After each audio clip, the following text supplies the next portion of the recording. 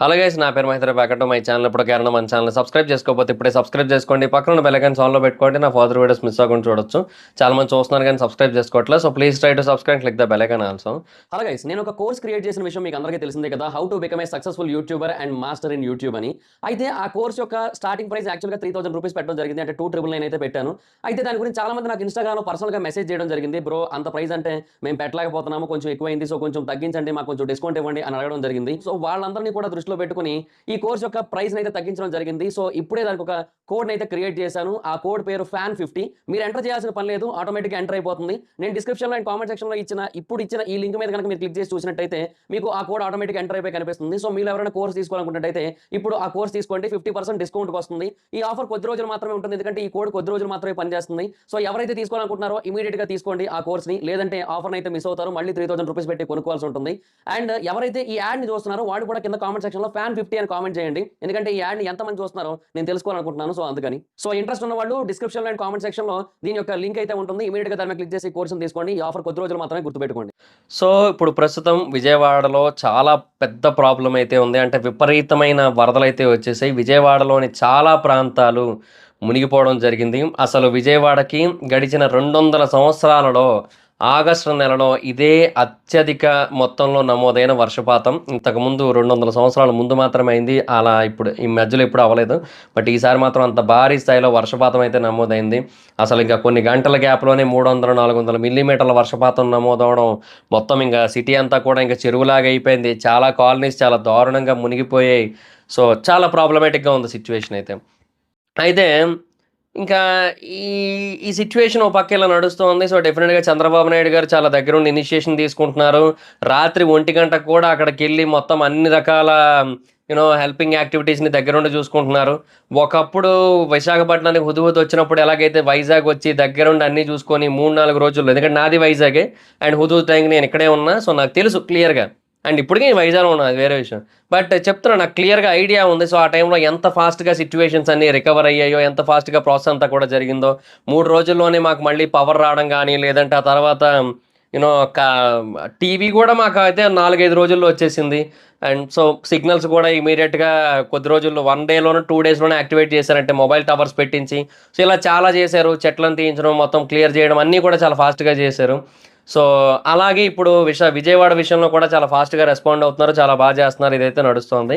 అయితే ఎంతైనా సరే ఒక సిట్యుయేషన్ వచ్చినప్పుడు దాంట్లో ఉన్న ప్రాబ్లమ్‌ని అర్థం చేసుకొని ఇంక అందరం వాళ్ళకి అండగా నిలబడదామని ఆలోచించేవాళ్ళు కొంతమంది ఉంటే, దాంట్లో పొలిటికల్ యాంగిల్ ఏముందో చూద్దాం అనేవాళ్ళు కొంతమంది ఉంటారు కదా! సో అలాగా ఇప్పుడు ఒక పాయింట్ బాగా ఎక్కువగా నడుస్తుంది. అదేంటంటే, చూసారా, ఇలాగ వరదలొచ్చి మునిగిపోతదన్న ఉద్దేశంతోనే ఇంతకుముందు ప్రభుత్వంలో జగన్మోహన్ రెడ్డి గారు అమరావతిని రాజధానిగా వద్దు, విశాఖపట్నాన్ని రాజధానిగా ఉంచుదాం అనైతే అన్నారు అని చెప్పారు. సో ఇప్పుడు ఆ బేసిస్ మీద చాలా ఎక్కువగా డిస్కషన్ అయితే నడుస్తుంది. సో మరి అమరావతి క్యాపిటల్‌కి అర్హత ఉన్న ప్లేసా? కాదా? ఇప్పుడు ఇలాగ వరదలొచ్చిన సిట్యుయేషన్ బట్టి మనం ఆలోచిస్తే ఒకసారి. సో ఒకసారి డీటెయిల్డ్‌గా డిస్కస్ చేద్దాం ఆ పాయింట్ కోసం. సో ఫస్ట్ ఆఫ్ ఆల్, వరదలొచ్చింది అమరావతి ప్రాంతానికైతే కాదు, విజయవాడ ప్రాంతానికి. బట్ ఎనీహౌ అది కూడా నది పక్కనే ఉంది. నదీ పరివాహక ప్రాంతమే. సో గట్టిగా వరదలొచ్చినట్టయితే అక్కడ కూడా మునిగే ఛాన్స్ అయితే ఉంది. సో ఇది క్లియర్. అయితే ఇప్పుడు బేసిక్‌గా హైదరాబాద్‌కి కూడా విపరీతంగా వరదలొస్తాయి. బెంగుళూరుకి విపరీతంగా వరదలొస్తాయి. చెన్నైకి విపరీతంగా వరదలొస్తాయి. బట్ చెన్నై నదీ పరివాహక చెన్నైలో మధ్యలో నది ఉందనుకోండి, అది వేరే విషయం. పోనీ హైదరాబాద్ అనుకుందాం. హైదరాబాద్ నదీ పరివాహక ప్రాంతం ఏం కాదే. మూసీ నది వల్ల పెద్దగా మునిగిపోయేది ఏం లేదు. చాలా కొన్ని ఏరియాలు మాత్రమే. కానీ popular areas like Gachibowli, hitech city, Madhapur, Kondapur, ఇవన్నీ కూడా మునిగిపోతూ ఉంటాయి. ఇవన్నీ ఎందుకు మునిగిపోతుంటాయి మరి? మరి ఆ ప్రాంతానికి దగ్గరలో ఎక్కడా కూడా లేక్ గానీ, ఎక్కడా కూడా రివర్ గానీ ఏమీ లేదు. బట్ అయినా కూడా మునిగిపోద్ది. ఎందుకు మునిగిపోద్ది? డ్రైనేజ్ సిస్టమ్ సరిగ్గా లేక. ఒకప్పటి కాలంలో నిజాం ప్రభుత్వం టైంలోనే ఎప్పుడో 10 లక్షల మంది జనాభాకు తగ్గట్టుగా ఒక డ్రైనేజ్ సిస్టమ్ కడితే ఇప్పటికీ అదే వాడుతున్నారు. సో దానివల్ల ఈ ప్రాబ్లమ్ అయితే వస్తుంది. బెంగుళూరు కూడా అంతే, డ్రైనేజ్ సిస్టమ్ ప్రాబ్లమ్. చెన్నై అంతే, ఇవన్నీ అంతే. సో డ్రైనేజ్ సిస్టమ్ అనేది బెటర్‌గా ఉంటే దేనికి వరదలు రావు. డ్రైనేజ్ సిస్టమ్ బెటర్‌గా లేకపోతేనే వస్తాయి. సో అమరావతిని కట్టాలనుకుంటుంది ఒక ప్లానెడ్ క్యాపిటల్ కింద. సో ప్లానెడ్ క్యాపిటల్ అనుకున్నప్పుడు దానికి ది బెస్ట్ ఎవర్ డ్రైనేజ్ సిస్టమ్‌ని అయితే కడతారు. ప్రస్తుతానికైతే ఆంధ్రప్రదేశ్‌లో విశాఖపట్నందే కొద్దో గొప్పో బెటర్ డ్రైనేజ్ సిస్టమ్ అని చెప్పొచ్చు. ఎందుకంటే వర్షం పడిన ఎంత పెద్ద వర్షం పడినా కూడా చాలా ఫాస్ట్‌గా నీళ్ళైతే మాత్రం రోడ్డు మీద ఉండవు, వెళ్ళిపోతాయి. సో అందువల్ల, ఎందుకంటే మట్టి నేల ఎక్కువ. సో నేలలోకి నీళ్లు ఇంకుతూ ఉంటాయి. సో ఇక్కడ అది కొంచెం బెటర్ అడ్వాంటేజ్ అని చెప్పొచ్చు. సో డ్రైనేజ్ సిస్టమ్ కూడా బాగానే ఉంది. సో అమరావతిలో ఒక ప్లాంట్ క్యాపిటల్ కాబట్టి డ్రైనేజ్ సిస్టమ్ చాలా బెటర్‌గా ఉంటది. అండ్ ఫ్యూచర్‌కి తగ్గట్టుగా డ్రైనేజ్ సిస్టమ్‌ని ఏర్పాటు చేసుకుంటారు కాబట్టి డెఫినిట్‌గా అందులో ఎలాంటి ప్రాబ్లమ్ అయితే ఉండదు. రెండోది ఈ వర్షాలు ఇప్పుడు జగన్మోహన్ రెడ్డి గారు అధికారంలోకి వచ్చినా వస్తాయి. ఇప్పుడు ఆయన రాక ఇప్పుడు చంద్రబాబు నాయుడు గారు వచ్చినా వస్తాయి. రేపొద్దున్న ఇంకొకరెవరో పార్టీ వచ్చి లోక్‌సత్తా వచ్చినా వస్తది. కే కేఏ పాల్ గారి ప్రజాస్వరాజ్యం కాదు సారీ. అదేందది ఏమో సంథింగ్ మొత్తానికి అలాగే వస్తది. ప్రజా అనేది సంథింగ్ వస్తుంటది. సో, కేఏ పాల్ గారి పార్టీ అధికారంలోకి వచ్చినా ఇలాగే వర్షాలు పడతాయి. ఇలాగే వరదలొస్తాయి. పడాలి అని రాసి ఉంటది. ఏదో క్లౌడ్ బస్ట్ కైండ్ ఆఫ్ థింగ్‌లో నడిచింది. అంటే ఒక తుఫానొచ్చింది. ఆ తుఫాను ఫస్ట్ వచ్చింది విశాఖపట్నంకి. ఇప్పుడు విశాఖపట్నం నుంచి కళింగపట్నం మధ్యలో అది తీరాన్ని దాటింది. బట్ ఏంటంటే గుంటూరు, విజయవాడలో ఎందుకంటే ఆ క్లౌడ్స్ ఏవైతే ఉంటాయో మెయిన్ క్లౌడ్స్ వాటెళ్ళాయి.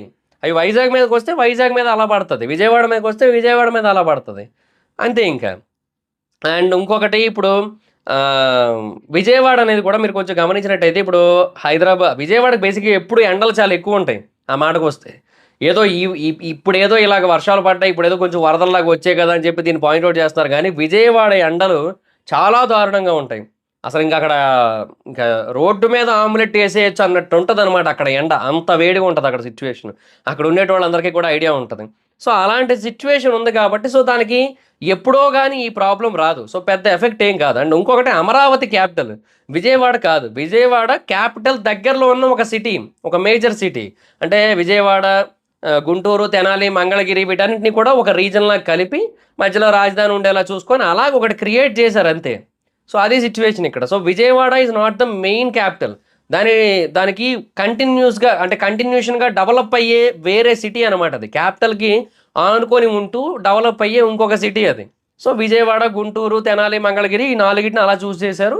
రాజధాని Amaravati. So, complete different. But అది కూడా డెఫినిట్‌గా వరదలొస్తే మాత్రం ఇలాంటి ప్రాబ్లమ్ వస్తది ఖచ్చితంగా. ఎందుకంటే అది బేసిక్‌గానే పంట పొలాల ప్రాంతం అది. ఇప్పుడు రాజధాని కోసం తీసుకున్నది ఏదైతే ఉందో 33,000 ఎకరాలు అది పంట పొలాల ప్రాంతం అది.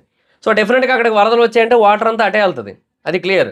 అయితే అప్పుడు అలాంటప్పుడు ఏం చేయాలి? డ్రైనేజ్ సిస్టమ్ చాలా బెస్ట్‌గా కట్టుకోవాల్సి ఉంటుంది. సో, గవర్నమెంట్‌కి ఇదొక ఏమంటారు?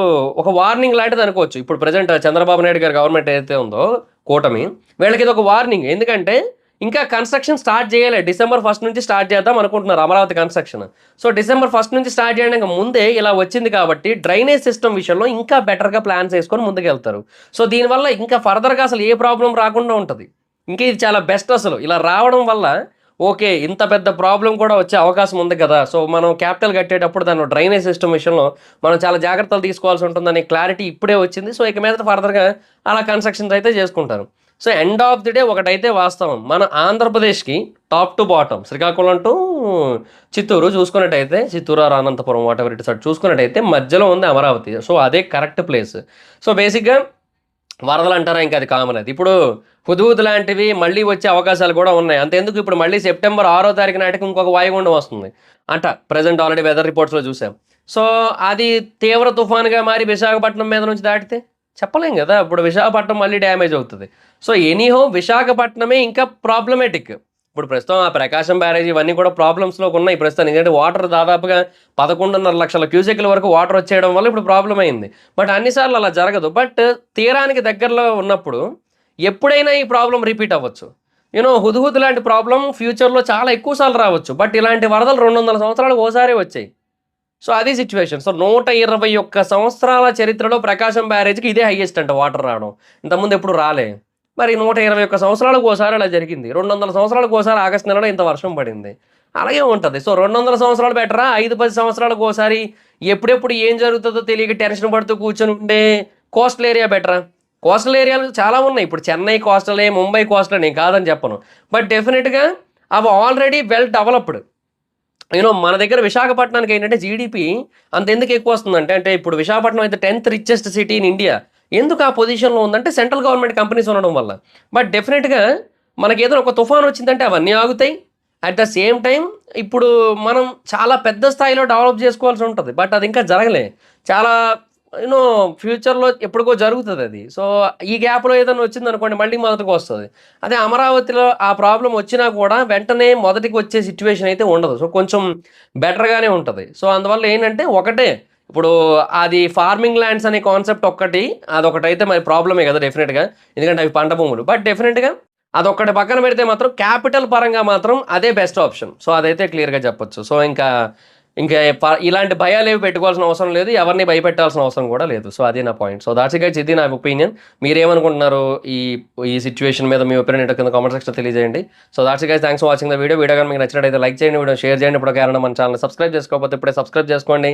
పక్కన ఉన్న బెల్ ఐకాన్ ఆల్‌లో పెట్టుకోండి. నా ఫర్దర్ వీడియోస్ మిస్ అవ్వకుండా చూడొచ్చు. చాలా మంది చూస్తున్నారు కానీ సబ్స్క్రైబ్ చేసుకోవట్లే.